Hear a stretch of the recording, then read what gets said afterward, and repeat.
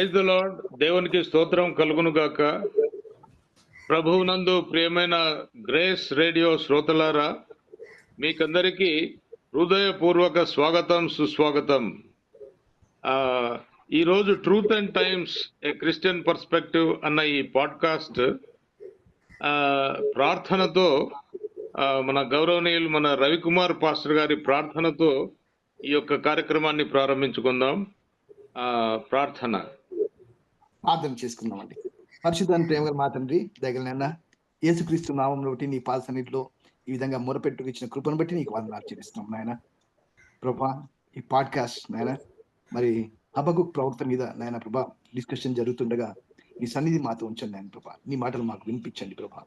నాయన నీ వాక్యం విని మేము సరి చేసుకొని ఇంకా నాయన ఆత్మీయంగా బలపడి ప్రభా అనేకులకు దీవెనకరంగా ఆశీర్వదించు సహాయం దయచుమని వింటున్న శ్రోతలందరినీ దీవించి ఆస్వాదించుమని ప్రత్యేకంగా పార్టిసిపేట్ చేస్తున్నటువంటి బ్రదర్ సహోదరుడు హేమసాగర్ గారిని, సహోదరుడు డానియల్ విజయ్ గారిని మీరు దీవించి ఆస్వాదించమని ప్రత్యేకంగా ప్రభా మా జీవితాలను మా కుటుంబాలని ప్రేమ హస్తాలకు అప్పచెప్తూ గ్రేస్ రేడియో పరిచర్యను కూడా మీరు దీవించి ఆశీర్వదించమని ప్రత్యేకంగా పాస్టర్ సుభాష్ గారు వారి కుటుంబాన్ని దీవించి ఆశీర్వదించమని మా ప్రభును రక్షకుడైన యేసుక్రీస్తు పేట ప్రార్థించి అడిగి వేడుకొంచున్నాం తండ్రి. ఆమేన్. మిత్రులారా, మనము ఈరోజు హబక్కుక్ గ్రంథాన్ని ధ్యానించబోతూ ఉన్నాం. Dear friends, we have two distinguished God servants in our midst to share the word of God. మిత్రులారా, they are well known to you. వారిద్దరూ గౌరవనీయులు మన పాస్టర్ రవికుమార్ గారు, అదేవిధంగా learned advocate and Christian ideologue Daniel Vijay Prakash Gonthupulli garu. వీరిద్దరికీ కృతజ్ఞతలు, వందనాలు, స్వాగతం. తర్వాత మిత్రులారా, before we proceed to the main subject, main topic, prophet Habakkuk గారి గురించి మనం చర్చించే ముందు 2-3 సేలియంట్ ఫీచర్స్, 2-3 బ్రీఫ్ ఇంట్రొడక్షన్తో నేను వారికి మైక్ హ్యాండ్ ఓవర్ చేస్తాను. హబక్కుకు ప్రవక్త క్రీస్తుకు పూర్వం 7వ శతాబ్దం నాటి ప్రవక్త. 609, 598 బిఫోర్ క్రైస్ట్, వీటి మధ్య ఆయన ప్రవచించినాడు. కింగ్ జెహోయాకిం యూదా రాజుగా ఉన్న సమయంలో హబక్కుకు ప్రవక్త గారు దేవుని అభిషేకాన్ని పొంది ఆయన యొక్క వాక్యాన్ని ఆనాటి యూదా ప్రజలకు తీసుకొని వచ్చినాడు. ఆ సమయంలోనే మీరు ఆ యొక్క పొలిటికల్ హిస్టరీ చూస్తే అప్పుడు అసీరియన్ ఎంపైర్ అన్నది పతనమవుతూ వచ్చింది, పతనం అయిపోయింది. బాబిలోనియన్ ఎంపైర్ యొక్క ఆధిపత్యము ఆనాడు ఆ సమయంలో, ఆ పీరియడ్లో మొదలైంది. ఆ విధంగా పొలిటికల్ రిలీజియస్ హిస్టరీ మనము చూస్తే హబక్కుకు గారు ముఖ్యంగా 3వ అధ్యాయంలోని వారు పాడిన పాట, దేవుని స్తుతిస్తూ పాడిన పాట, వారి యొక్క ఇతర టాలెంట్స్, వారి యొక్క అదర్ టాలెంట్స్ అంటే దేవుడు వారికి ఇచ్చిన తలాంతు ఏమిటంటే ప్రాఫిట్గానే కాకుండా వారు ఎంతో ఒక గొప్ప పోయెట్గా, ఒక సింగర్గా, కంపోజర్గా, తర్వాత జెరూసలేం చర్చ్లో వర్షిప్ లీడర్గా ఉన్నారు అని చెప్పేసి బైబిల్ స్కాలర్స్ వ్రాసి ఉన్నారు. కాబట్టి హబక్కుకు గారి గురించి మనము మన గౌరవనీయులైన అతిథులను తెలుసుకొని వారి యొక్క విలువైన సందేశాలను విందాము.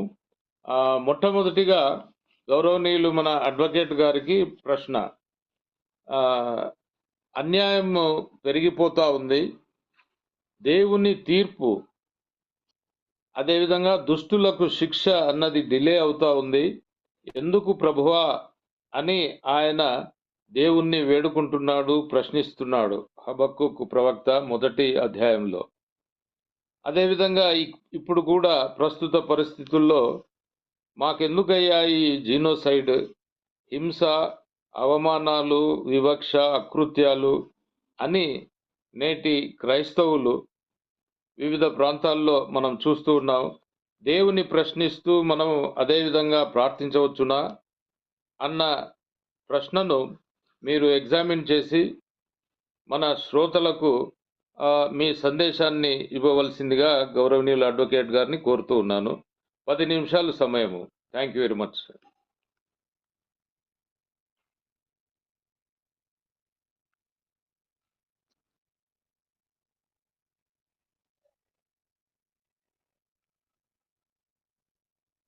మ్యూట్లో ఉన్నారు.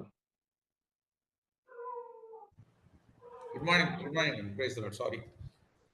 హబక్కూకు 1:13లో చూస్తే మనం, కపటులను నీవు చూచియు దుర్మార్గులు తమ కంటే ఎక్కువ నీతిపరులను నాశనం చేయగా నీవు చూచి ఎందుకు ఊరుకున్నావు. సో ఇక్కడ బైబిల్లో మనకు వాక్యం ఉంది, అందరం పాపలను పుట్టాం.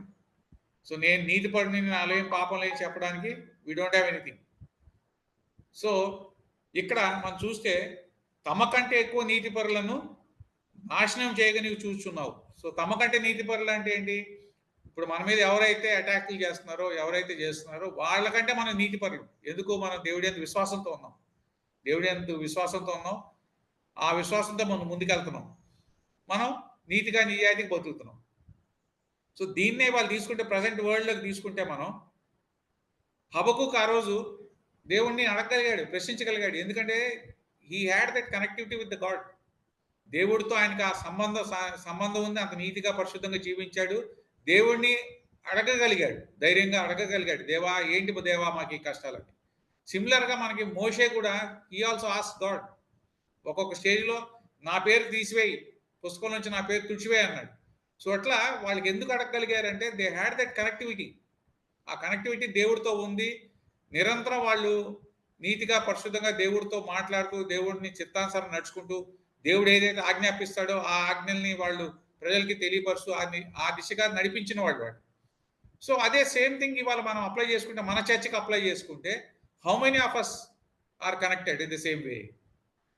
How many of us are connected in the same way to question God? Yes, everybody we are seeking God.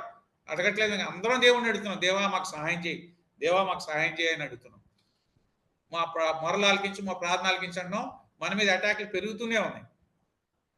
So ఇక్కడ చూస్తే మనకి ఇవాళ ఇండియాలో మనం ఇంటర్నేషనల్ సినారియో పక్కన పెట్టేసి ఇండియాని కనుక మనం చూసినట్లయితే, ఇండియాలో we're facing multi prong attacks on అస్.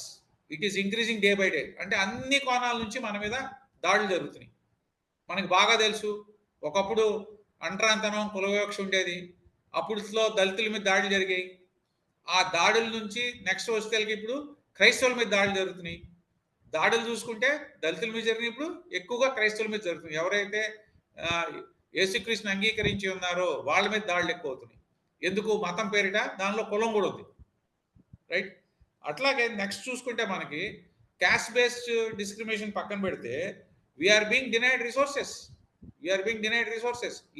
ఇది చాలా గ్రే ఏరియా. ఇది ఎవరు కూడా మనం చూడం, దీన్ని ఎవరు మనం గమనించుకోం.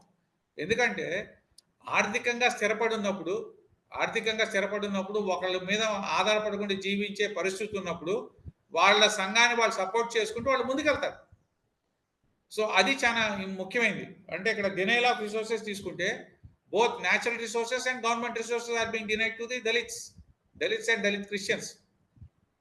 అంటే న్యాచురల్ రిసోర్సెస్, ఒక విలేజ్ తీసుకుంటే ఆ విలేజ్లో ఉన్న నీటి వనరులు కావచ్చు, ఆ నీటి చెరువుల్లో వాటిలో ఉన్న మత్స్య వనరులు కావచ్చు, అలాగే పచ్చిక బయళ్ళు అంటారు, పశువులు మేపుకుంటే అవి కావచ్చు, వాషింగ్ ఏరియాస్, ఇట్లా రకరకాలు ఉంటాయి.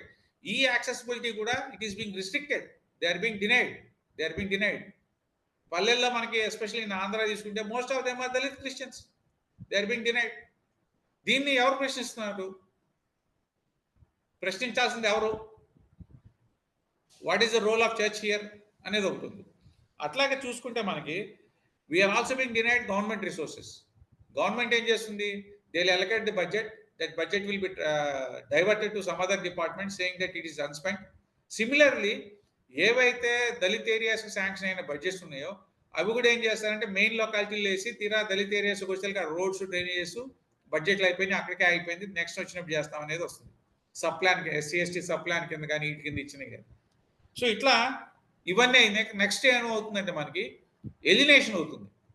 ఎవరితో సంబంధం లేకుండా మనకి పితరులు ఇచ్చిన ఆస్తి కావచ్చు, మనం సంపాదించుకున్న ఆస్తి కావచ్చు, ఇళ్ల స్థలాలు కావచ్చు, పొలం కావచ్చు, ఇవి ఎలినేషన్ అవుతుంది. బలవంతంగా దౌర్జన్యంగా లాక్కోవడం, లేదా అటువంటి పరిస్థితులు మనం వాటిని వదిలేసే పరిస్థితులు కల్పిస్తారు. అంటే అట్లాగా నా భూమి ఉంటుంది, నా భూమి పక్కనే ఒక డామినెంట్ కమ్యూనిటీ యొక్క ల్యాండ్ ఉంటుంది. వాళ్ళు ఏం చేస్తారు, they deny water resources to me, లేదంటే నా చేలోకి నీళ్ళు వచ్చేటట్టు నీళ్ళు వదిలేస్తారు. ఇట్లా రకరకాలుగా. అంటే ఏంటంటే మనం కల్టివేషన్ చేసుకోలేని పరిస్థితులు కల్పించి మనకు నష్టం కల్పించి గెందూరా బాబు ఈ భూమి ఎంతో కొంత అమ్మేసి వెళ్ళిపోదాం అనే పరిస్థితులు కల్పిస్తారు. సో ఇటువంటి అన్ని కూడా still they are prevailing in the society. Similarly, water tanks sanction అవుద్ది, ఆ ట్యాంక్ ఎక్కడో కడతారు, మనం తీరా చూస్తే దళిత్ కాలనీస్ రావు, వీళ్ళు అక్కడ ట్యాంకులు పెట్టుకొని, క్యాన్లు పెట్టుకొని, బిందెలు పెట్టుకొని గంట తరబడి కాసుకోవాల్సిన పరిస్థితి వస్తుంది. సో ఇవన్నీ కూడా daily we're seeing in the villages. Who is owning this problems, అంటే owning in sense who is going to address these problems అనే దగ్గర మనం we're failing.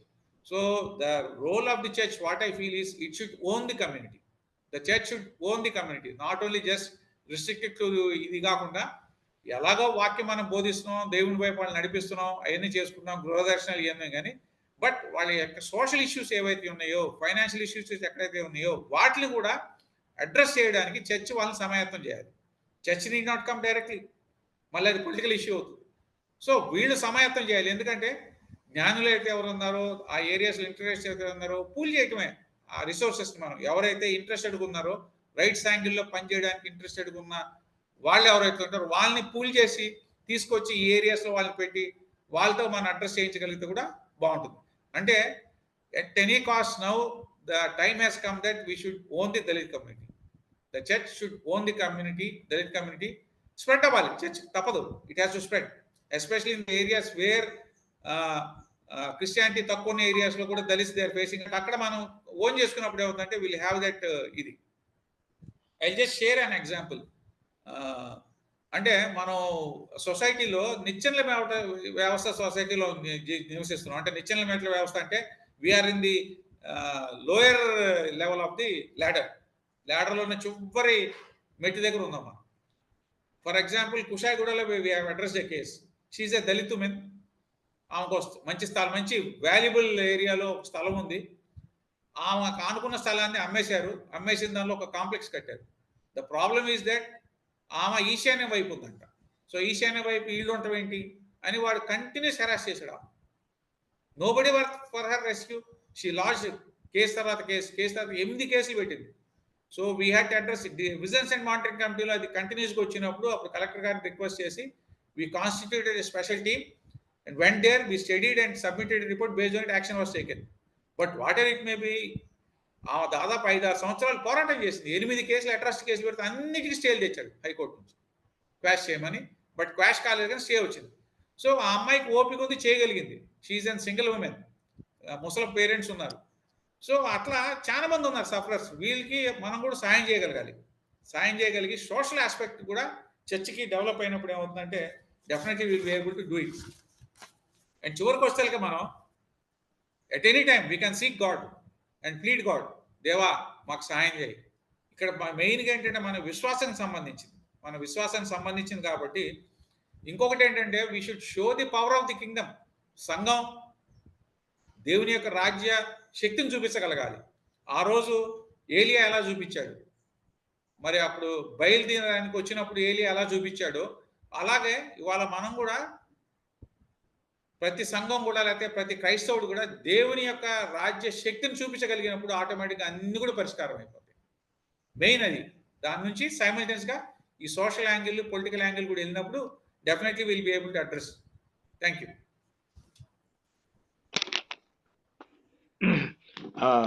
Thank you Vijay గారు. మీరు చక్కటి పాయింట్స్ తెలియజేశారు. ముఖ్యంగా దేవునితో కనెక్టివిటీ కలిగి ఉండాలి. ఎందుకంటే ఈరోజు మన రాష్ట్రంలో అయితేనేమి, దేశంలో అయితేనేమి సాంఘికంగా, ఆర్థికంగా, రాజకీయంగా కూడా క్రిస్టియన్ కమ్యూనిటీని, అదేవిధంగా అణగారిన వర్గాలను బలహీనంగా ఆర్థికంగా, రాజకీయంగా, సాంఘికంగా బలహీనం చేస్తున్నారు, నిర్వీర్యం చేస్తున్నారు. State almost has betrayed these communities అన్న అర్థం నాకు అనిపించింది. అది కరెక్టే. అదేవిధంగా ఇటువంటి చర్చ్‌లో ఈ ఛాలెంజెస్‌ను టేకప్ చేసి వాటిని ఫుల్‌ఫిల్ చేయాలంటే చర్చ్ ముందుకు రావాలి. Where the state has failed, the church should come forward and own the Dalits who are the most persecuted today. వాళ్ళు ఎక్కువగా పర్సిక్యూట్ చేయబడుతున్నారు.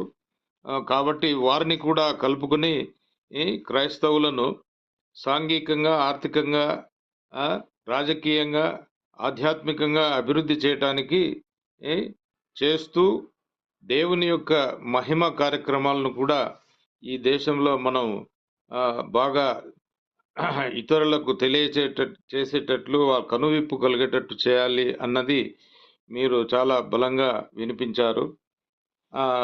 దైవజనులు పాస్టర్ రవికుమార్ గారికి రెండవ ప్రశ్న. Just shall live by faith. Sir, మారణకాండ, హింస, నిత్య ఆందోళన, నిర్బంధం మధ్య విశ్వాసాన్ని ఎలా నిలబెట్టుకోవాలి అన్నది ఒక ప్రశ్న.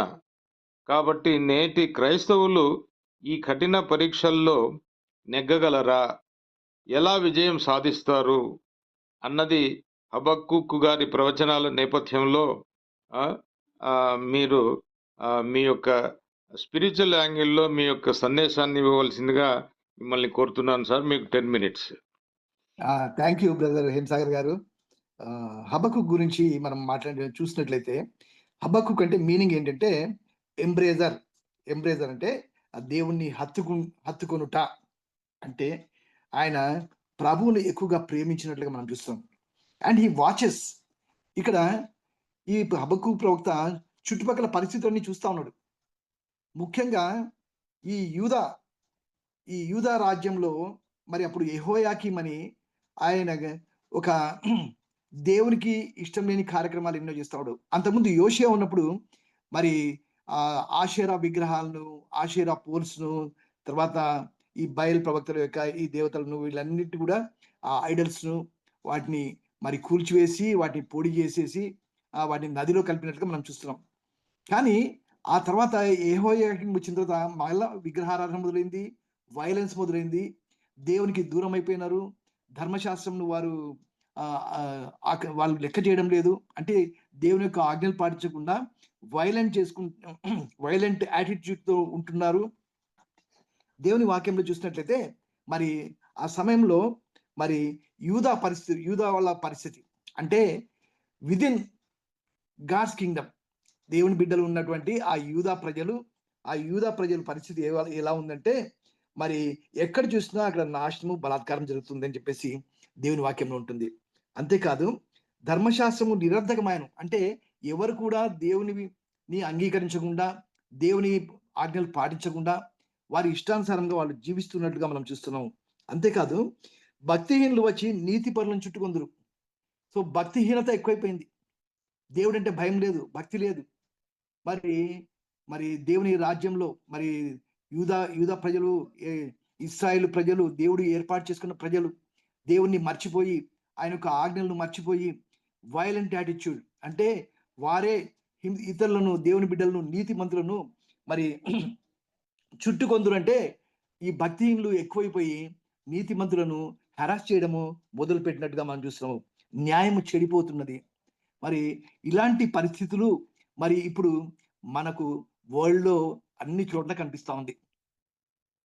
అన్ని చోట్ల కూడా వైలెన్స్ ఎక్కువైతా ఉంది. అంతేకాదు మరి దోపిడీలు, అన్యాయాలు జరుగుతూ ఉన్నాయి. మరి చంపుకోవడాలు జరుగుతున్నాయి, జగడాలు, కలహాలు, యుద్ధాలు జరుగుతూ ఉన్నవి. ఇవన్నీ కూడా జరుగుతూ ఉంటే మరి హీ వాచెస్, చూసి హీఈస్ వెరీ సెన్సిటివ్. ఈ ప్రవక్త అయ్యో బాధపడతా ఉన్నాడు. ఏంటి? హీఈస్ సెన్సిటివ్ టు సిన్, పాపము.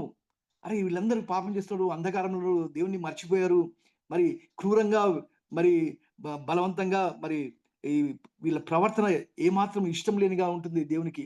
దేవుణ్ణి తిరస్కరించినారని చెప్పేసి ఆయన బాధపడుతూ, ప్రభువా ఎంతవరకు ఇది జరుగుతా ఉంది? దేవునితో మాట్లాడుతున్నాడు. It's a dialogue between prophet and God. హబక్కుకు దేవునికి మధ్యలో జరిగినటువంటి సంభాషణలో హబక్కుకు దేవుని ప్రశ్నిస్తూ ఉన్నాడు, ప్రభా ఈ యొక్క అన్యాయము, బలాత్కారము, జగడము ఇవన్నీ ఎంతకాలం జరుగుతుంది ప్రభా?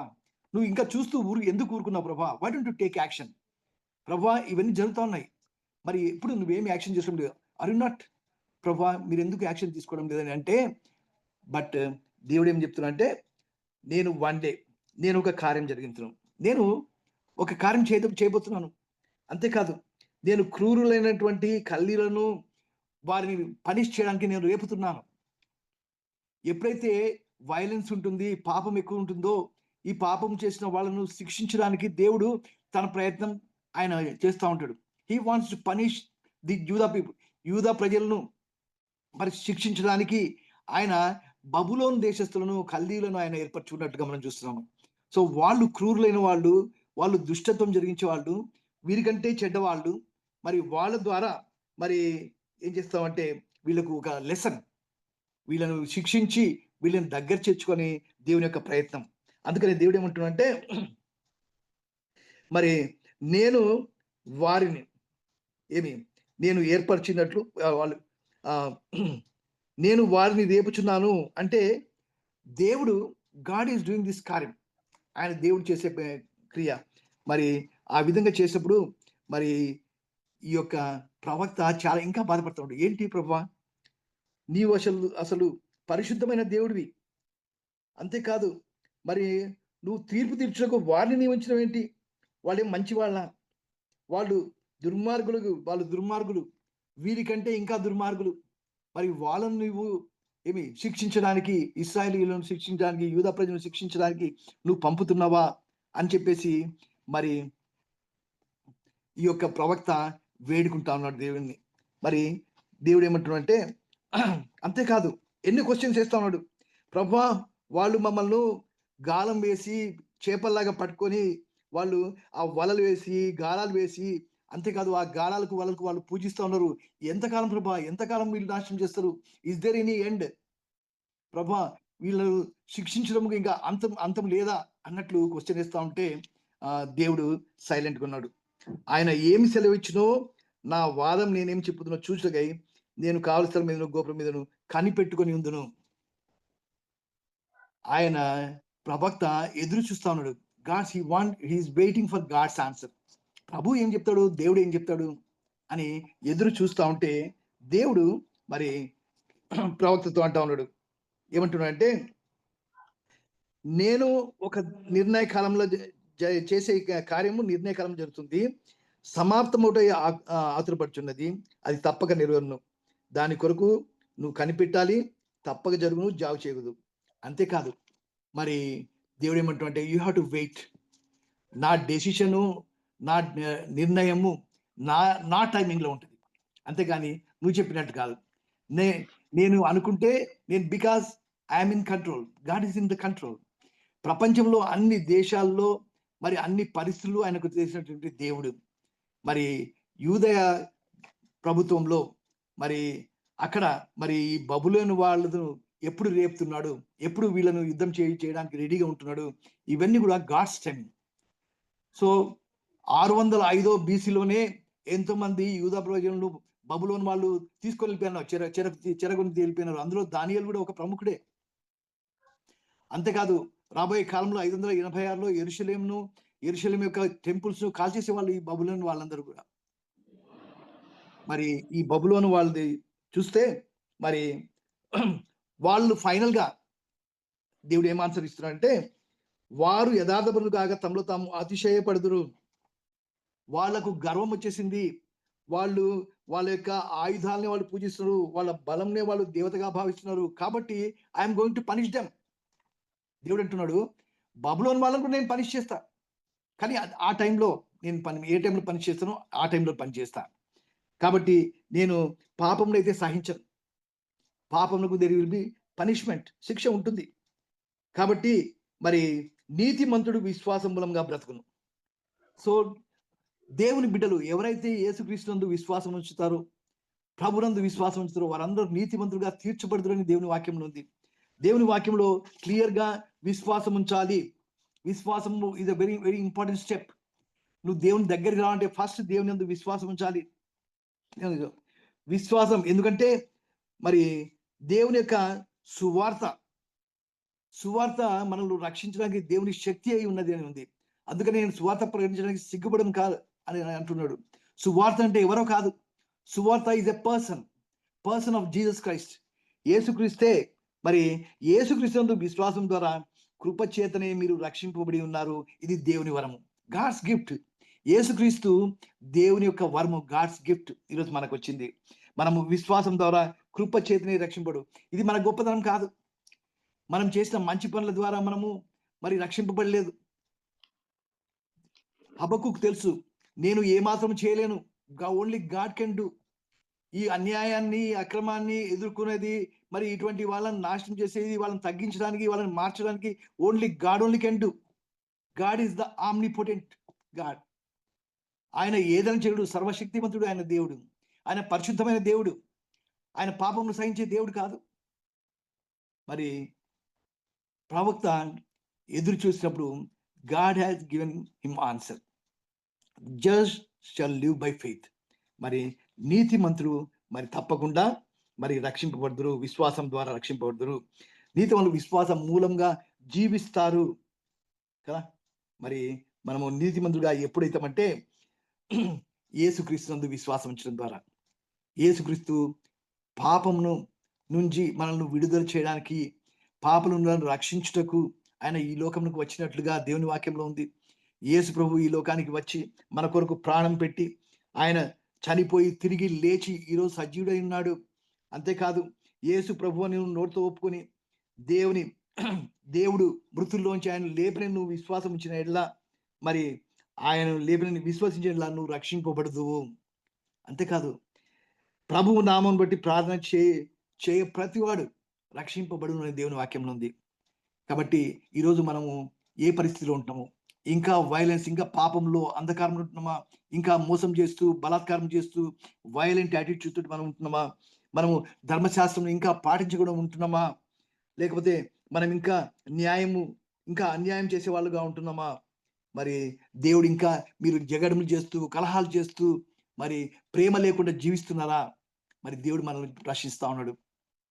మనం ఏ సైడ్ ఉంటామో? భక్తిహీనుల వైపు ఉంటామా, నీతిమంతుల వైపు ఉంటామా? రెండే groups. There are only 2 groups according to God. నీవు నీతిమంతుడిగా ఉండాలంటే దేవుని యందు విశ్వాసం ఇచ్చి దేవుని బిడ్డగా జీవించాలి, ఆయన ఆజ్ఞలు పాటించాలి. అంతేకాదు, మరి దేవుని చిత్తమును నెరవేర్చే బిడ్డగా ఉండాలి. మరి ఇక్కడ చూసినట్లయితే యూదా ప్రజలు దేవునికి దూరం అయిపోయినారు. బబులోను ప్రజలు ఇంకా క్రూరులై, వారు ఇంకా వాళ్ళ బలాన్ని వాళ్ళకు దేవతగా చూసుకొని వాళ్ళ యొక్క ఆయుధాలను వాళ్ళు పూజిస్తూ, వాళ్ళపైన వాళ్ళే అతిశయిస్తూ, వాళ్ళు అతిశయిస్తూ అలాగుంటున్నామా? మనం ఏ కేటగిరీలో ఉంటున్నాము? మరి లిమిటెడ్ కేటగిరీ. ఎవరైతే యేసుక్రీస్తు నమ్ముతారో ఆ యొక్క ఇరుకు మార్గంలో పోయే వాళ్ళు కొందరు ఏంటంటే మనము అది ఏ కేటగిరీలో ఉంటున్నాము? ఈరోజు మనం పరిశీలించుకోవాలి. నీతిమంతుల కోవలో ఉంటున్నామా, భక్తిహీనుల కోవలో ఉంటున్నామా? మరి నీతిమంతులుగా ఉండాలంటే నువ్వు చేయాల్సింది ఏం లేదు. You don't do anything, God has done it already. దేవుడే చేసిండు, దేవుడే యేసుక్రీస్తు పంపించిండు. నీవు చేయాల్సిందంటే ఆయన ఎందుకు విశ్వాసం ఉంచడం. మేము యేసుక్రీస్తు నా ప్రభువు, నా రక్షకుడు, ఆయన నా బ్రతులు, ఆయన చనిపోయాడు. ఈరోజు నేను ఆయన విశ్వాసం చూడాలి, నా పాపను క్షమించి ఆయన బిడ్డగా చేసుకునేటువంటి గొప్ప దేవుడు అని నువ్వు విశ్వాసం ఉంచితే నీ జీవితం మారిపోతుంది. అలా దేవుణ్ణి ఆహ్వానిస్తున్నావా లేదా? ఏదో నామకార్థ క్రైస్తవులుగా ఇంకా జీవిస్తా ఉన్నావా? ఇంకా ఏదో పాలిటిక్స్ లో ఉంటూ, కొట్లాడుకుంటూ, మరి ఇంకా న్యాయము, దేవుని ఆజ్ఞలు పాటించుకుంటా ఇష్టానుసారంగా జీవిస్తూ, ఏదో నామినల్ గా చర్చికి పోవడము, నామినల్ గా ప్రార్థన చేయడము, నామినల్ గా పాటలు పాడడం దేవుడు చూస్తాడు. God sees your heart. మన హృదయం ఘోరమైన వ్యాధి కలిది. మరి అటువంటి వ్యాధిని మరి గ్రహించే వాళ్ళు ఎవరున్నారు? ఎవరు లేరు. Only God knows. కాబట్టి నీ హృదయాన్ని చూసేటువంటి దేవుడు. మనుషులు పైరూపాన్ని చూస్తారు, కాబట్టి దేవుడు నీ హృదయాన్ని చూస్తున్నాడు. నీ హృదయం దేవునికి అర్పించినావా? నీ హృదయంలో దేవునికి స్థానం ఇచ్చినావా లేదా? యేసుక్రీస్తుని నీ హృదయంలోకి అంగీకరించినావా లేదా? పాపంను అసహించుకుంటలేదా? పశ్చాత్తాపడుతున్నావా లేదా? మనల్ని మనం పరిశీలించుకొని మరి ఇప్పటికైనా మారు మనసు పొంది భక్తిహీనుల కోవలో నుంచి నీతిమంతుల కోవలోకి రావడానికి నువ్వు రెడీగా ఉన్నావా లేవా, నువ్వు మనము పరీక్షించుకోవాలని నేను ప్రభు పేరిట మనవి చేసుకుంటున్నాను. Over to brother Sagar. Thank you dear pastor గారు. మీరు థియాలజీ ఆఫ్ హబక్కూక్స్ విజన్ అండ్ ప్రాఫెసీని మాకు కళ్ళకు కట్టినట్టు వివరించారు. ముఖ్యంగా పరిశుద్ధ దేవుని సార్వభౌమత్వము అన్నది ఈ తగిన సమయంలో, అంటే అప్రాప్రియేట్ టైంలో గాడ్స్ జడ్జిమెంట్ వస్తుంది. మీరు దేవుని హత్తుకునుట అన్నది ప్రధానంగా మీరు అవలంబించాలి. నాటి యూదా ప్రజల యొక్క స్పిరిచువల్ డికేను కూడా మాకు వివరిస్తూ నేటి క్రైస్తవ గాడ్స్ చిల్డ్రన్ ఏ విధంగా ఉండాలి, ఎలా జీవించాలి, అన్యాయం ఏ విధంగా ఎదుర్కోవాలి, భక్తిగల జీవితాన్ని విశ్వాస మూలంగా ఏ విధంగా నీతిమంతులుగా ధైర్యంగా జీవించాలి అన్న విషయాలన్నింటినీ చాలా చక్కగా వివరించారు sir. Thank you very much. Now we will go to the third question advocate గారికి. అడ్వకేట్ గారు, బాబిలోనియన్లను దేవుడు ఇశ్రాయేలీయులకు గుణపాఠం నేర్పించడానికే ఉపయోగించాడని హబక్కూకు ప్రవక్త గారి సందేశము. ఈ నేపథ్యంలో ప్రపంచ క్రైస్తవులు ఎదుర్కొంటున్న మత హింస ఒక గుణపాఠమేనా, క్రైస్తవులకు ఒక గుణపాఠమేనా, ఈ విధంగా మనం ఏం పాఠాలు నేర్చుకోవాలి అన్నది మీ యొక్క సందేశాన్ని శ్రోతలకు వివరించండి. Thank you uncle. ఒకటి, ఇప్పుడు మనం చాలా విపత్కర పరిస్థితులు ఫేస్ చేసే స్టేజ్లో ఉన్నాం. అంటే అది ఒక సూచన కూడా. బైబిల్ ప్రకారం తీసుకుంటే రాకడికి అతి సమీపంలో ఉన్నాం కాబట్టి విపత్కర పరిస్థితులు మనం ఫేస్ చేసే సిచ్యువేషన్లో మనం ఉన్నాం. సో దీనికి సమాయత్తం ఖచ్చితంగా అవ్వాలి. మరి ఈ శ్రమలు మనకి ఎందుకు వస్తున్నాయి అనేది మనం ఒకసారి చూసినట్లయితే, మనకు నేర్పించడానికి, అంటే గుణపాఠం, మన యొక్క విశ్వాసాన్ని బలపరచుకోవడానికి, అలాగే దేవుడు రాకడికి సిద్ధపడి ఖచ్చితంగా మనం పరలోక రాజ్యం చేరడం కోసం అనేది ఖచ్చితంగా మనం దీన్ని నమ్మాలి. సో దీని వలన మనం ఏమవుతుందంటే అన్ని కోణాల నుంచి మనం ఫేస్ చేస్తున్నప్పుడు మనం ఏ రకంగా సమాయత్తం అయ్యాం అనేది మనం ఖచ్చితంగా చూసుకోవాలి. మనం అసలు ఇండియాలో మనకి ఎలా వచ్చిన క్రిస్టియానిటీ అనేది మనం చూసుకున్నట్లయితే, బ్రిటిషర్స్ వచ్చినప్పుడు వాళ్ళు ఫస్ట్ చేసింది ఏంటంటే సోషల్, అంటే ఎంట్రీ పాయింట్ యాక్టివిటీ కింద they reached the unreached population. ఎవరైతే సమాజానికి దూరంగా వెలివేయబడ్డారో ఆ అన్రీచ్డ్ పాపులేషన్ని వాళ్ళు రీచ్ అయ్యారు. వాళ్ళకి సోషల్ యాక్టివిటీస్ చేసుకుంటూ, వెల్ఫేర్ యాక్టివిటీస్ చేసుకుంటూ, బోధిస్తూ చేశారు. సో సిమిలర్లీ ఇప్పుడు యూత్ ఏదైతే ఉన్నారో ఎక్కువ, ఇప్పుడు అంటే ఫర్ ఎగ్జాంపుల్ కంపారిటివ్ చూసుకుంటే మన ఏజ్ గ్రూప్ వాళ్ళు మనం వీ కెన్ విత్ స్టాండ్, ఎందుకంటే మనకు ఒక ఫౌండేషన్ ఉంది, మనం విత్ స్టాండ్ అవ్వగలుగుతున్నాం. But what about the youth? Can they with stand?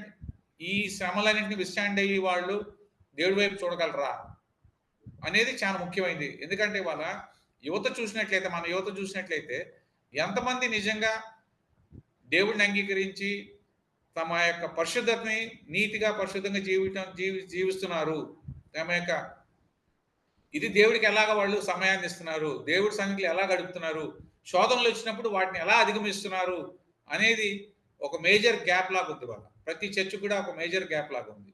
So ఈ అవుట్రీచ్లోకి చర్చ వెళ్ళాలి. అంటే ఫర్ ఎగ్జాంపుల్ మీకు ఒక ఇన్సిడెంట్ చెప్తాను నేను. ఈ మధ్యన మనం ఈ నేషనల్ క్రైమ్ బ్యూరో యొక్క రికార్డ్స్ని మనం పరిశీలించినట్లయితే ఎక్కువ కేసెస్ చూసుకున్నట్లయితే most of them are on the Dalits and Dalit Christians. In some cases we are victims, in some cases we are the complainants, and most of the cases are registered against us also. అవి కూడా ఉంది. So ఇవి రకరకాల analysis తీసుకున్నట్లయితే ఇందాక నేను చెప్పినవి కాకుండా ఒక కొత్త కోణం ఏముందంటే, many of our people are being cheated in the name of love. మన youth especially girls, they are being cheated in the name of love. ప్రేమ పేరుతో వాడు నేను ప్రేమిస్తున్నా అంటాడు, పెళ్లి చేసుకుంటా అంటాడు, అది మాయ మాటలు చెప్తాడు, లోపరుచుకుంటాడు, సెక్షువల్ ఎక్స్‌ప్లాయిటేషన్ అయినాక వదిలేస్తాడు. అప్పుడు మన వాళ్ళు వెళ్ళి కేసు రిజిస్టర్ చేయడం, ఇదొకటి జరుగుతుంది. సిమిలర్లీ మనం బాయ్ చైల్డ్ కనుక వేరే అమ్మాయిని లవ్ చేస్తే, డామినెంట్ కమ్యూనిటీ అమ్మాయిని లవ్ చేస్తే వాళ్ళు ఏం చేస్తున్నారు, అసలు ఏకంగా హత్యలే చేసేస్తున్నారు. హత్యలే చేసి వాటిని మళ్ళీ వాళ్ళ పెద్ద పరువు ఉన్నోళ్ళు, మనం లేనోళ్ళు అన్నట్టు పరువు హత్యలు అంటున్నారు. మీడియా కూడా అదే రాస్తుంది, ఆనర్ కిల్లింగ్ ఇంగ్లీష్లో అయితే, తెలుగులో అయితే పరువు హత్యలు అని హెడ్డింగ్లు పెట్టి రాస్తున్నారు. ఇది కూడా చాలా ఇంక్రీజింగ్ స్పిరిట్లో ఉంది. ఎందుకంటే మన యువత ఎవరైతే ఉన్నారో, ఎందుకంటే దుర్మార్గమైన సమాజంలో ఉన్నారు వాళ్ళు, వాళ్ళని బ్లేమ్ చేయడానికి లేదు, మన యువతను బ్లేమ్ చేయడానికి లేదు. దుర్మార్గమైన సమాజంలో వాళ్ళు ఉండి వాళ్ళు ఈ ఈ అదర్ వరల్డ్ వైపు వెళ్ళిపోతున్నారు. చేతిలో ఉన్న సెల్ ఫోన్ కావచ్చు, ఇంకోటి కావచ్చు, ఇవన్నీ వెళ్తున్నారు. సో ఇవన్నిటిని విత్స్టాండ్ అయ్యే ఇది చర్చ్ ఇవ్వాలి వాళ్ళకి. అది ఇర్రెస్పెక్ట్ ఆఫ్ ఏజ్, ఎవరే శ్రమలో ఉన్నా కానీ వాళ్ళు విత్స్టాండ్ అవ్వడానికి చర్చ్ సపోర్ట్ ఖచ్చితంగా ఉండాలి. ఆ ఇది ఉన్నప్పుడు మనం డెఫినెట్గా will be able to overcome it. మనం దాన్నే బైబిల్లో చూసుకున్నట్లయితే అనేక విపత్కర పరిస్థితుల మధ్యనే వచ్చారు అందరూ. మోషేని జన్మించే సమయానికి ఇశ్రాయేలీలు ఐగుప్తులో ఉన్నప్పుడు ఇశ్రాయేలీల్లో మగపిల్లవాడు పుడితే చంపేయాలనే పరిస్థితిలో మోషే పుట్టాడు.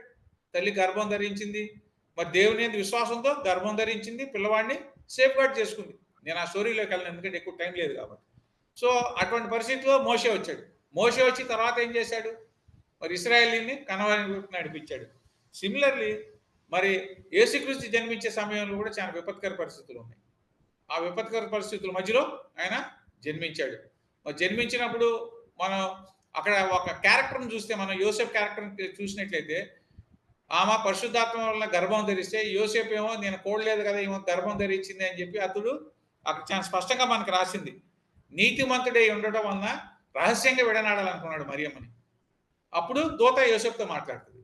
ఇవాళ మనం చూసుకుంటే అలా మనం ఎంతమంది ఆలోచిస్తున్నాం.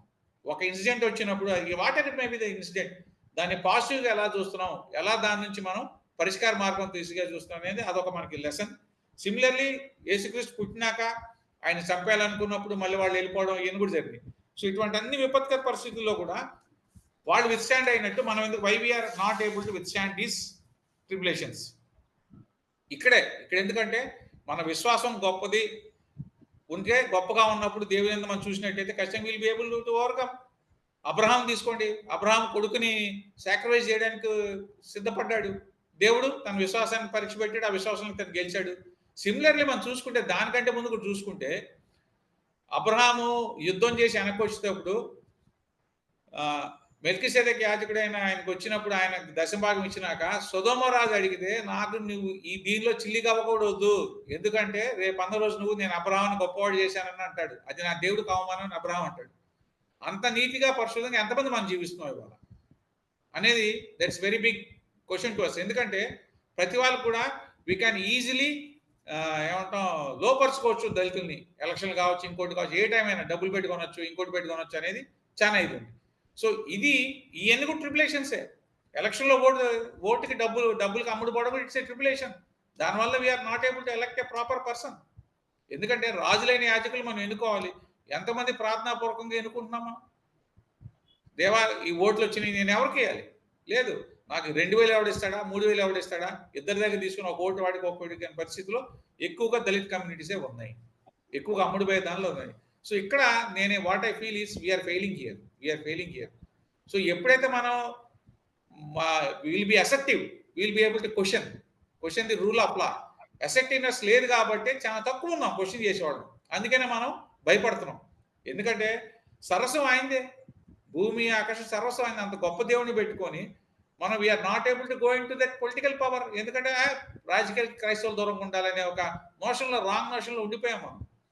మనం పరిపాలనలోకి వచ్చినప్పుడు ఏమవుద్ది, మనకు అనుకూలమైన, అంటే ఎదుటోళ్ళకి అనేది కాదు, మనకు అనుకూలమైన పాలసీస్ చేసుకొని ఇంక్లూజివ్ మెకానిజంలో సెక్యులర్ కోణంలో మనం చూసుకొని చేయొచ్చు. Will be accommodative. See in the foreign countries they are very accommodative. తీసుకుంటే వెస్టర్న్ కంట్రీస్ కానీ ఇంకోటి ఎక్కడ తీసుకున్నా కానీ. సిమిలర్లీ మనం వచ్చినప్పుడు ఏంటంటే దేవుని యొక్క రాజ్య పరిపాలనని మనం చూపించగలిగే పరిస్థితిలో మనం ఉంటాం. కాబట్టి మనం రాజ్య పరిపాలనలోకి రావాలి. సంఘం హ్యాస్ టు రూల్. సంఘం దానిలోకి రావాలి. వచ్చినప్పుడు ఏమవుతుందంటే we can look over all these things. We can protect each and every once rights irrespective of religion and caste. So ఆ ఇదిలోకి వచ్చినప్పుడు ఎప్పుడైతే మనం దేవుని రాజ్యం యొక్క శక్తిని మనం చూపిస్తామో ఆటోమేటిక్గా ప్రతి మోకాలు మన శరీరంలో పొంగుద్ది. ఈ శ్రమలన్నీ కూడా మనం అధిగమించగలుగుతాం. థ్యాంక్ యూ విజయ్ గారు. చాలా చక్కటి ఈ పర్స్పెక్టివ్ ముందుకు తెచ్చారు మీరు. నిజంగా నేటి క్రైస్తవులు విపత్కర పరిస్థితుల్లో ఉన్నారు మీరు చెప్పినట్లు. శ్రమలు ఎందుకు వస్తున్నాయి అన్నది మీరు నిజంగా ఒక స్పిరిచువల్ యాంగిల్లో చాలా చక్కగా వివరించారు. ఆధ్యాత్మికంగా భక్తులను బలోపేతం చేయటానికే శ్రమలు వస్తున్నాయి. ముఖ్యంగా ఒక ప్రధానమైన బాధ్యతను మీరు గుర్తు చేశారు. అదేమిటంటే నేటి యువతను ఎలా కాపాడుకోవాలి ఈ దుర్మార్గపు సమాజం నుంచి, ఆ యొక్క దుష్ట ప్రభావాల నుండి. చర్చ్ ఏ విధంగా should step in and protect the young యూత్ను ఎలా ఎంపవర్ చేయాలి అన్న బాధ్యతను చాలా చక్కగా చెప్పారు. Thank you very much. We will proceed to the fourth question to our pastor garu, Ravikumar pastor గారికి. సార్, ప్రభువగు యెహోవాయే నాకు బలము, ఆయన నా కాళ్ళను లేడి కాళ్ళ వల్లే చేయును, ఉన్నత స్థలముల మీద ఆయన నన్ను నడువ చేయును అని 3వ అధ్యాయంలో హబక్కూకు గారు చాలా చక్కగా ఆ యొక్క అధ్యాయంలో ఆ యొక్క గొప్ప వాగ్దానాన్ని క్రైస్తవ సమాజానికి ఇచ్చినారు. కాబట్టి హింస, అన్యాయం, అక్రమం లాంటి పరిస్థితుల మధ్యలో చిక్కుకొనిపోయిన ఈ యొక్క జనాంగము ఆ విశ్వాసాన్ని బలంగా ఏ విధంగా పాటించగలరు అన్నది ఈ ప్రశ్న. ఈ సవాళ్ళన్నింటినీ ఎదుర్కోవడానికి ఈ తర్వాత ప్రవక్త సందేశం ఎలా ప్రేరణ ఇస్తుంది క్రైస్తవ ప్రజలకు అన్నది వివరించండి. మీకు 10 minutes time sir. Thank you very much. Thank you brother Sagar గారు.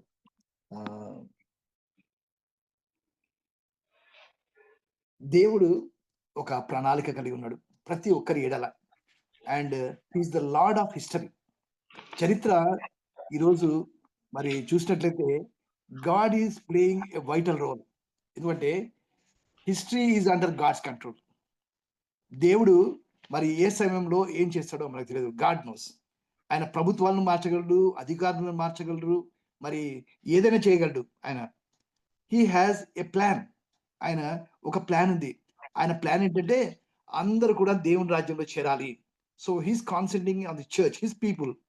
కాబట్టి నా ప్రజలు నేను కాపాడుకోవాలి, నా ప్రజలను నేను రక్షించుకోవాలి, నా ప్రజలు ఏ సపరేట్ పీపుల్, నేను I want to care for them అని చెప్పేసి దేవుని యొక్క ప్రణాళిక ఉంటూనే ఉంది. ఆయన డివైన్ ప్లాన్ ఇది. అంతేకాదు he is bound up, history is bound up with his divine kingdom. దేవుని రాజ్యంతో లింక్ అయి ఉన్నట్లుగా ఉంటుంది. ఎందుకంటే ఏ పరిస్థితులు, ఎన్ని పరిస్థితులు, యుద్ధాలు వచ్చినా, శ్రమలు వచ్చినా, కష్టాలు వచ్చినా, బాధలు వచ్చినా, ఎటువంటి పరిస్థితులు వచ్చినా గాడ్ ఈజ్ ఇన్ కంట్రోల్. ఇవన్నీ కూడా ఎక్కడికి తీసుకున్నాయంటే మరి సెకండ్ కమింగ్ ఆఫ్ జీసస్, యేసుక్రీస్తు వచ్చే ముందర యుద్ధాలు జరుగుతాయి, యుద్ధం యొక్క రూమర్స్ జరుగుతాయి, మరి హత్యలు జరుగుతాయి, పోరాటం జరుగుతుంది, హింసిస్తారు, నిందిస్తారు, మిమ్మల్ని అణచివేస్తారు, ఇవన్నీ కూడా జరుగుతాయి. ఇవన్నీ జరుగుతున్నప్పుడు మరి మన యాక్షన్ ఏంటి? ప్రవక్త హబక్కుకు దేవుని హత్తుకున్నటువంటి వ్యక్తి. ఇటువంటి పరిస్థితులను తెలుసు. ఎందుకు వచ్చిన ఈ పరిస్థితులు? పాపము చేసినందువలన. పాపం అంటే దేవుని ఆజ్ఞలు పాటించకపోతే పాపము. విశ్వాసం కానీ దేవుని యందు విశ్వాసం లేకపోతే పాపము. మరి ఈ పాపము గురించి దేవుడు మాట్లాడుతూ ఉన్నాడు. ఏ విధంగా పాపం చేస్తారు నా ప్రజలు? ఏ విధంగా కల్దీలు పాపం చేస్తా ఉన్నారు? ప్రపంచంలో ఏది పాపము, ఏది నాకు ఇష్టము లేనిది అనేది దేవుడు ప్రవక్త ద్వారా మనతో మాట్లాడుతూ ఉన్నాడు. ప్రవక్త చూసినట్లయితే మరి ఇక్కడ చూడండి, నీతిమంతుడు విశ్వాసం మూలంగా బ్రతుకున్నాడు. నీతిమంతుడు అంటే దేవుని యందు విశ్వాసం చేయాలి, దేవుని ఆజ్ఞలు పాటించేవాళ్ళు, పశ్చాత్తాపడిన వాళ్ళు, మరి యేసుక్రీస్తును ప్రభుగా రక్షకుడిగా అంగీకరించిన వాళ్ళు. వాళ్ళు కాకపోతే ఎలా ఉంటారంటే వాళ్ళు ఎంతకాడికి మరి వాళ్ళు అతిశయిస్తా ఉన్నారు. అంటే దేవుని మీద అతిశయించకుండా, ప్రభు మీద అతిశయించకుండా వారికై వారి గొప్పతనాన్ని, వారి యొక్క గర్వంని, వారి యొక్క హోదాను, వారి యొక్క పదవిని మరి బట్టి వాళ్ళు అతిశయించినట్టుగా మనం చూస్తా ఉన్నాం. అంతేకాదు మరి వారు చేసినటువంటి పాపములు ఏమిటి? తనది కానీ ఇక్కడ 5 రకాలటువంటి పాపములు దేవుడు ఈ వాక్యంలో చెప్తా ఉన్నాడు. చూడండి, మొదటిగా చూసినట్లయితే తనది కాని దాన్ని ఆక్రమించి అభివృద్ధి నొందిన వారికి శ్రమ, తాకట్టు సొమ్మును విస్తారంగా పట్టుకున్న వారికి శ్రమ. అంటే బలవంతంగా ఇతరులది ఏదైనా దోచుకుంటే మరి వాళ్ళకు శ్రమ, అది పాపం. దేవుని ఆజ్ఞల్లో ఆఖరి ఆజ్ఞ ఏంటంటే నువ్వు ఇతరులది ఏది కూడా ఆశించకూడదని. మనం ఇతరులది ఆశిస్తా ఉన్నాం, ఇతరులది మనం తీసుకుంటా ఉన్నాం, అన్యాయంగా తీసుకుంటున్నాం, అక్రమంగా తీసుకుంటాం. రెండవది చూసినట్లయితే తన నివాసంను బలపరుచుకొని ఇంటి వారి కొరకై అన్యాయంగా లాభం సంపాదించుకోనికి.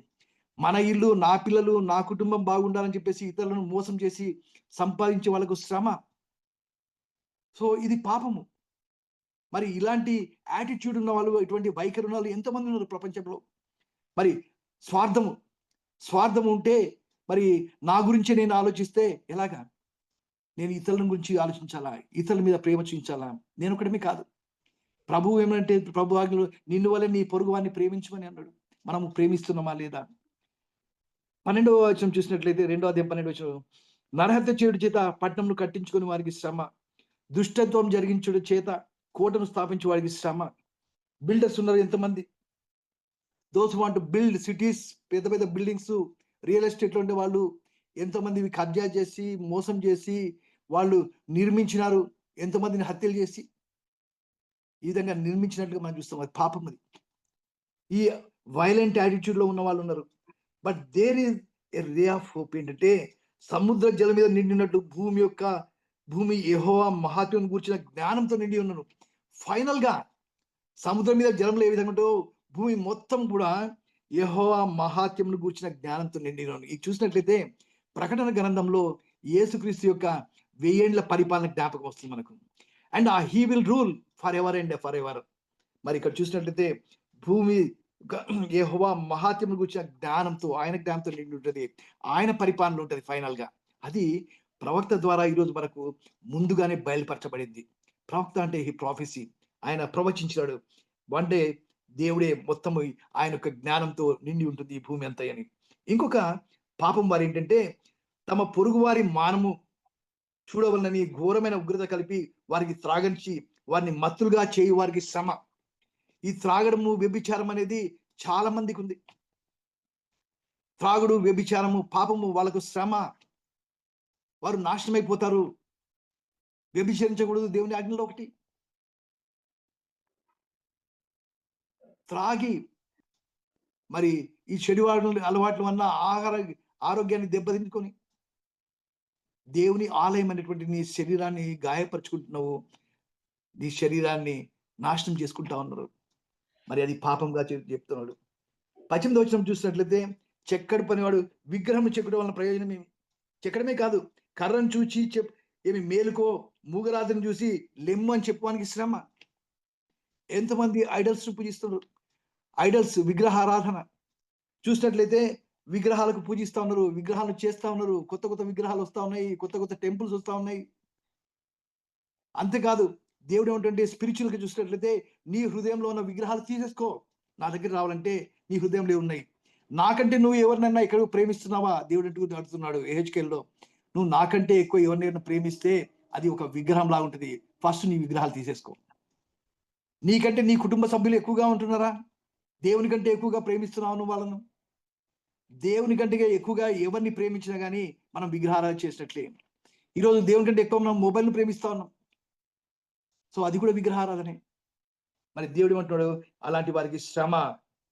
బట్ దేవుడు ఏమంటున్నాడంటే హీజ్ ఆ యెహోవా తన పరిశుద్ధాలయమున్నాడు, ఆయన సన్నిధిని లోకమంతా మౌనంగా ఉండాలి. You hear the God's word. మనం మౌనంగా ఉంటే ఆయన యొక్క స్వరము, మెల్లైన స్వరం వినగలము. దేవుడు మన జీవితాలను మార్చివేసేటువంటి దేవుడు. మన దేవుడు మన ఎడల ఒక ప్రణాళిక కలిగి ఉన్నాడు. నీవు నశించిపోవడం ఆయనకి ఇష్టం లేదు.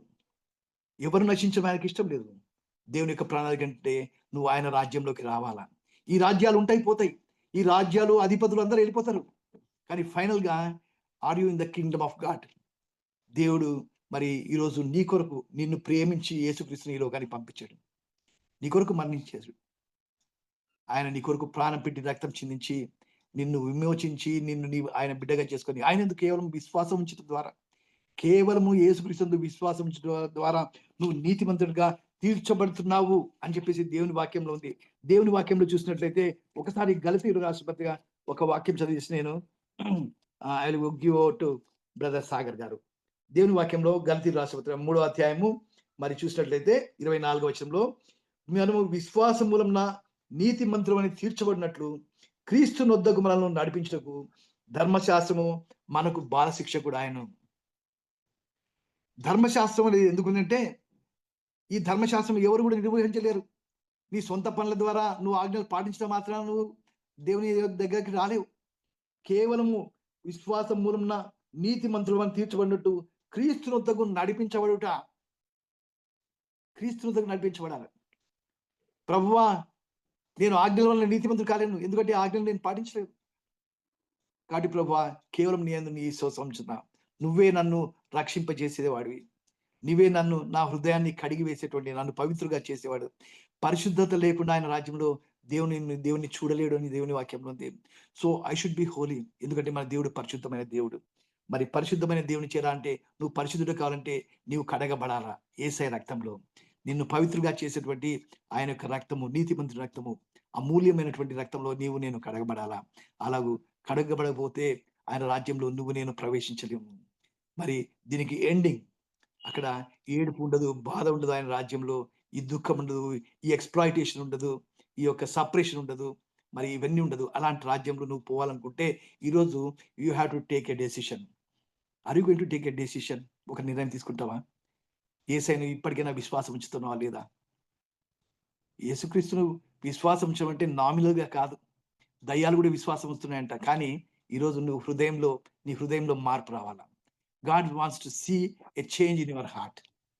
పాపంలో ఒప్పుకో, యేసయ్య దగ్గరికి రా, యేసయ్యను చేర్చుకో. అప్పుడు you will live for ever. ఆయన విశ్వాసముడు ఎన్నటికీ చనిపోడు.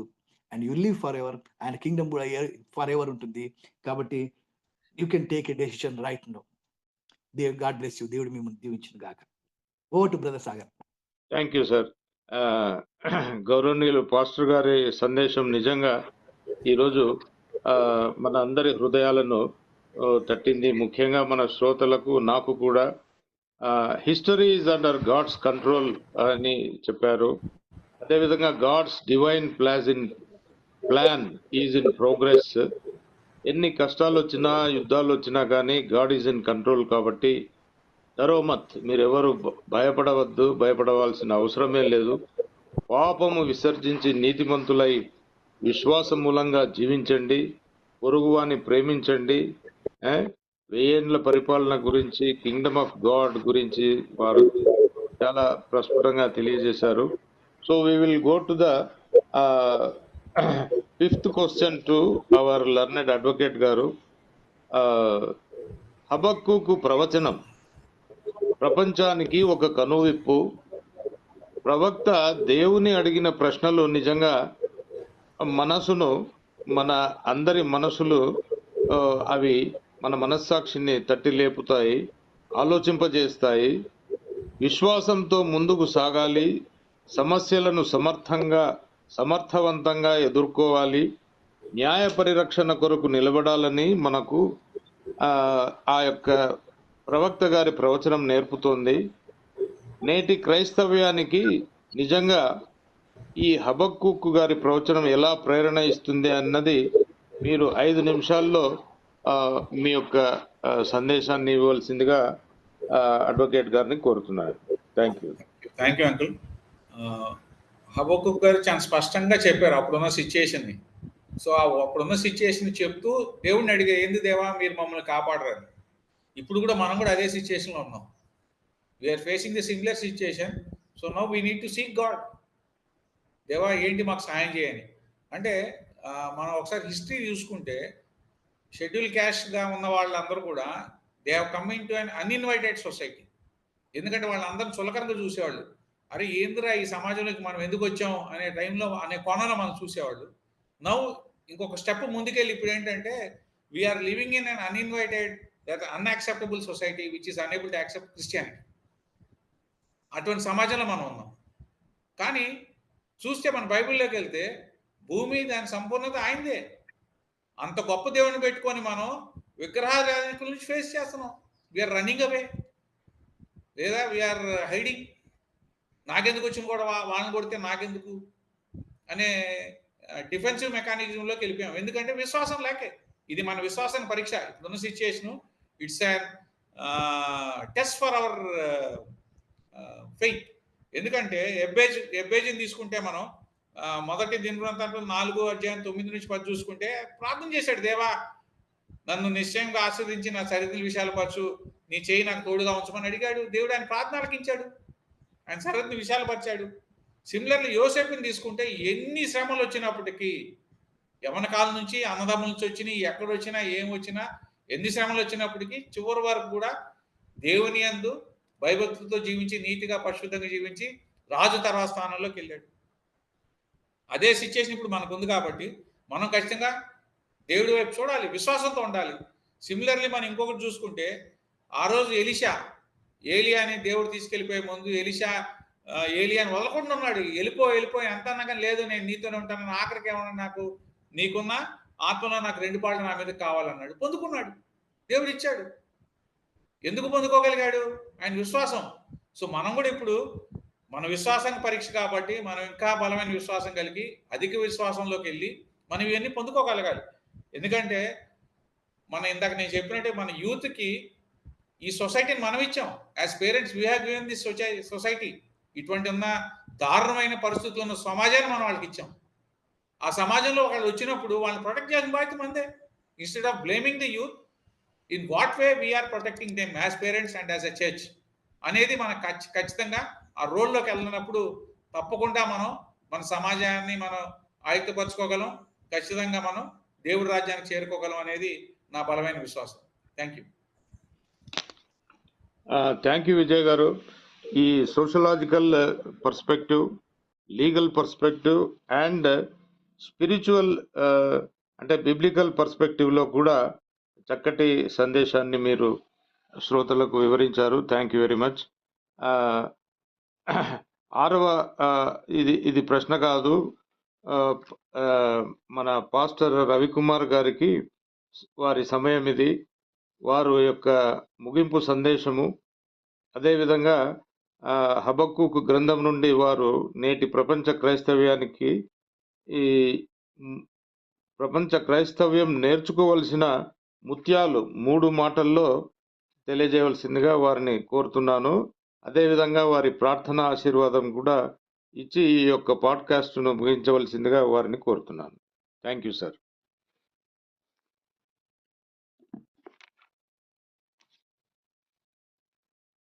పాస్టర్ గారు మ్యూట్ లో ఉన్నారా? Sorry it was in mute. హబక్కూకు ప్రవక్త ఫైనల్ గా he got all the answers from God. ఏవైతే క్వశ్చన్ చేసినాడో దేవుడు ఆయనకు ఆన్సర్ ఇచ్చినాడు. So now he's praising God. దేవుణ్ణి స్తుతిస్తా ఉన్నాడు.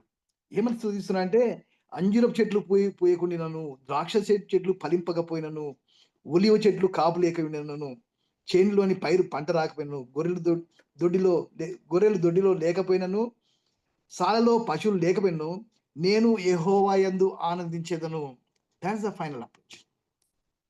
ఈరోజు దేవుని యందు ఆనందించే బిడ్డలుగా మనం ఉండాలి. మనకు ఏమి లేకపోయినా పర్వాలేదు. దేవుని వాక్యంలో యేసు ప్రభువు ఏమన్నాడంటే ఇదే మాట ఇంకొక రూపంలో చెప్పాడు. మీరు ఏమి తిందమో, ఏమి తాగుదమో, ఏమి ధరించుకుందామో అని వరి చింతపడకండి. మొదట ఆయన నీతిని, రాజ్యాన్ని వెదకండి, అప్పుడు అవన్నీ మీకు అనుగ్రహించబడును. ఆ విశ్వాసం కావాలి. హబక్కూకున్న విశ్వాసం మనకుందా లేదా?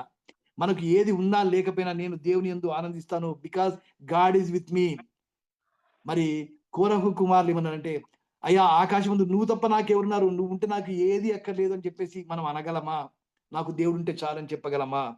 నా రక్షణకర్త అయిన నా దేవుని యందు నేను సంతోషించేదను. ప్రభువుకు యెహోవాయే నాకు బలము, ఆయన నా కాళ్ళను లేడి కాళ్ళ వలె చేయును, ఉన్నత స్థలం మీద ఆయన నన్ను నడవజేయును. నా రక్షణకర్త అయిన నా దేవుని యందు అంటే ఫైనల్ గా సాల్వేషన్ బిలాంగ్స్ టు గాడ్. రక్షణ ఇచ్చేది దేవుడే. నువ్వు ఎన్ని ప్రయత్నాలు చేసినా ఏమి లాభం లేదు. నీ సొంత ప్రయత్నంతో నువ్వు రక్షణ పొందలేవు. You need God, you need the saviour. Yesu ప్రభు నీకు కావాలి. మరి ఆయన దగ్గర వెళ్ళి యేసు ప్రభు అన్నాడు, నేనే మార్గము, నేనే సత్యము, నేనే జీవం అన్న దేవుడు. ఆయన ఏమంటున్నాడంటే నువ్వు నా దగ్గరికి రా అంటున్నాడు. నా రక్షణకర్త ఆయన. So you have to be happy. ఎందుకంటే నువ్వు రక్షణ పొందినావు కాబట్టి నువ్వు యేసయ్యలో ఇంకా ఆనందించాల. నీ జీవితం మారిపోయింది. యేసు ప్రభువును నువ్వు అంగీకరించిన తర్వాత నీవు అంతం వరకు మరి నమ్మకంగా ఉంటే మరి దేవుడు నిన్ను ఆయన రాజ్యంలో చేర్చుకుంటాడు. అంతేకాదు ఈరోజు నీకు నాకు ఒక బాధ్యత ఉంది. దేవుడు నాకు బలం ఇచ్చినప్పుడు, నాకు శక్తి ఇచ్చినప్పుడు నేనేం చేయాలి? What I have to do for God? ఆయన నా కాళ్ళను లేడి కాళ్ళ వలె చేయను, ఉన్నత స్థలం మీద ఆయన నన్ను నడవజేయును అంటే అర్థం ఏంటంటే నువ్వు నడవాలి, నువ్వు గంతులు వేయాలి. ఎందుకు చేయాలి? యేసు ప్రభు ఇచ్చిన ఆజ్ఞ ఒక్కసారి జ్ఞాపకం చేస్తున్నాం.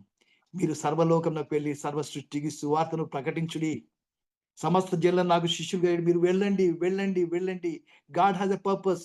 నువ్వు ఇంట్లో కూర్చోడానికి లేదు. ఈరోజు రక్షింపబడిన బిడ్డలాగా, దేవుని నమ్ముకున్న బిడ్డలాగా, దేవుని ప్రభుగా అంగీకరించిన బిడ్డ అయినట్లయితే నీవు ఈరోజు ఇంట్లో ఉండకూడదు. You have to go out. ఈరోజు పెద్ద పెద్ద చర్చిలు కట్టించుకొని రండి రండి అంటే కాదు. You have to go out. ఈరోజు మన పాదాలు ఇట్లా ఉండాలంటే సువార్త ప్రకటించే పాదాలు. సువార్త ప్రకటించే పాదములు ఎంత రమ్యంలోనే దేవుని వాక్యంలో 3 చోట్ల ఉంది. అంటే God is interested in your feet. నీవు నడవాలా, నడిచి ఇతరులకు పోయి సువార్త చెప్పాలి. ఇంట్లో కూర్చుంటే కాదు. క్రిస్టియన్స్ అందరూ ఇంట్లో కూర్చుంటే, పెద్ద పెద్ద చర్చిలు కూర్చుంటే దేవుని వాక్యం ప్రకటింపబడదు. దేవుని యొక్క పర్పస్ అది కాదు. God has a purpose. You have to go and preach, go and meet people. అందరితో కలవాలి. మనము ఉప్పులాగా ఉండాలి. అంటే యూ హ్యావ్ టు పర్మియేట్ అంటే అందరిలో చొచ్చుకొని పోవాలి. మనకు హిందువులు, ముస్లింలు, బౌద్ధులు, జైన్లు అనే భేదం లేదు. అందరి దగ్గరికి మనం వెళ్ళాలి. That God has a purpose for us. You have to go and preach and make disciples for himself. దేవుడు ఇలాంటి శక్తి, బలము, జ్ఞానం మన అందరికీ దయచేయను గాక. చిన్న ప్రార్థన చేసుకుందాం. పరిశుద్ధమైన ప్రేమగల మా తండ్రి, నాయన హబక్కూకు ప్రవక్త ద్వారా మీరు ఈరోజు మాతో మాట్లాడాలి. మీకు వందనాలు ప్రభా. మమ్మల్ని మేము సరి చేసుకుంటూ మీరు ఇచ్చిన సమయాన్ని బట్టి నీకు వందనాలు నాయన ప్రభా. ఇంకా అంధకారంలో, ఇంకా వయలెన్స్ లో నాయన ప్రభా, ఇంకా అన్యాయం చేస్తూ నాయన ప్రభా, ఇంకా పాపంలో జీవిస్తూ నిన్ను తిరస్కరిస్తూ జీవిస్తుంటే ప్రభా మమ్మల్ని క్షమించండి నాయన ప్రభా. నాయన నీవు మా పాపంను క్షమించే దేవుడు అని, మమ్మల్ని రక్షించే దేవుడు అని మేము విశ్వసించడం నీ కృప దయచేయండి ప్రభా. నాయన ఇంకా ఎంతమంది రక్షణ పొందకుండా ఇంకా అలాంటి జీవితం జీవిస్తున్నారు ప్రభా, వారందరి గురించి మేము ప్రార్థన చేస్తున్నాం నాయన. సహాయం దయచేయండి నాయన ప్రభా. వాళ్ళని you have to reach the unreached ప్రభా. ఎంతో మంది నాయన ప్రభా, నువ్వు తెలియని ప్రజలు ఎంతో మంది ఉన్నారు. వారికి తెలిపే బాధ్యత మాకు దయచేయండి నాయన ప్రభా. నాయన ఈ యొక్క గ్రేస్ రేడియో పరిచయ ద్వారా నాయన ప్రభా అనేకులకు సువార్త వినిపింపబడాలి నాయన ప్రభా. అనేకులు రక్షణ పొందాలి ప్రభా. నాయన ప్రభా మేము ప్రార్థిస్తాం ప్రభా. నువ్వు గొప్ప దేవుడు. మా ప్రార్థన మీరు జవాబిచ్చే దేవుడు నాయన. హబక్కూకు ఉత్తరం ఇచ్చే దేవుడు మేము కూడా ఎదురు చూస్తున్నాం నాయన ప్రభా. సహాయం దయచేయండి ప్రభా. నాయన లోకంను ప్రపంచం మార్చగలిగే శక్తి మీకున్నది నాయన ప్రభా. నాయన ప్రభా ప్రతి ఒక్కరిని మార్చే హృదయం నీకుంది నాయన ప్రభా. నాయన మేము విత్తడమే కానీ ప్రభా మొలకెత్తేచి వృద్ధి పొందించే మీరే కాబట్టి ప్రభా మేము మీ మీద ఆధారపడుతూ నీకే వేలాది స్తుతులు ఇస్తూ మా ప్రభువును రక్షకుడు అనే యేసుక్రీస్తు పేద ప్రార్థించి వేడుకొంచున్నాం తండ్రి. ఆమేన్ ఆమేన్ ఆమేన్. మన పరమ తండ్రి అనే దేవుని యొక్క ప్రేమయు, మన ప్రభువును రక్షకుడు యేసుక్రీస్తు యొక్క కృపయు, పరిశుద్ధాత్మ దేవుని అన్యోన్య సహవాసము చేరిన మనకందరికి ప్రత్యేకంగా వింటున్న ప్రతి ఒక్క శ్రోతకు, గ్రేస్ రేడియో పరిచర్యకు ఇప్పుడు ఎల్లప్పుడు సదాకాలం తోడేండును గాక. ఆమేన్. ఆమేన్. ఆమేన్.